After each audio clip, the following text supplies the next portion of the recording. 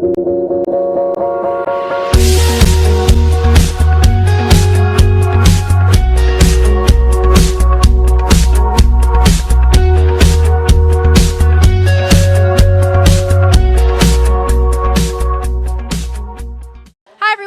Doraisamy here with the Vine famous Johns brothers. Guys, this has been a crazy day for you. How do you feel? I feel tired, but like rewarded. Like I feel really good. You're still feeding off the energy. I mean, there's a lot of people here despite the weather. Okay, so between the both of you, has there been any like friendly or maybe not so friendly competition? You have to be honest. I think that's like life, you know, in general. As far as like my brother in Vine competition, not so, but it's like we compete all the time. Like it was just last week we were just hanging out at a friend's pool, and like we literally like we're gonna kill each other like over this stupid basketball game in the water. And he was just like, I was like, you fouled me, bro, and he's like, no, I didn't. We're all like yelling at each other and stuff. But it's like that's what we do. We're brothers. But as far as like Vine and stuff, it's not really a competition. I think even with anyone else like on Vine, like it's not a competition because everyone has their own specific, unique like style. And yeah, there's like a friendly competition between like, oh, who gets the highest spot on the popular page. But I think we all like respect each other. We knew there was some type of competition. I'm like rambling right now. That's cool. So between the both of you then, who did you say? I know you said you have a couple like different styles, but who comes up with like the most creative, crazy ideas between the two of you? I would say, Marius has got the most experience with Vine.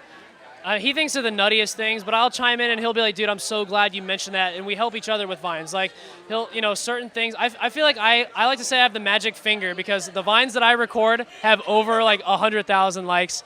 But it's just all jokes. But we help each other out with ideas and stuff, but he's just taken off and doing so well, so we're really excited. Yeah. Cool. So have either of you guys had any experience with like while you're making a Vine of someone getting hurt or like strangers getting mad? Because I saw a Vine where you had like a server behind you. Do you like ask them first or what do you? That one I actually asked. There's like a certain thing where it's like you go into a situation, you're like, okay, do we just ask beforehand or just like do it and ask for forgiveness after?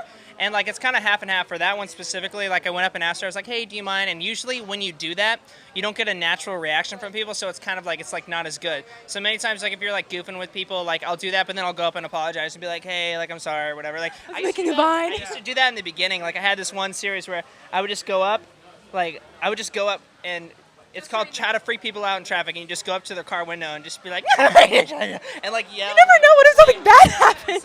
And like there was one lady who's like, I'm gonna beat you, and like all this stuff, and I got it on camera. Yeah. So there are those.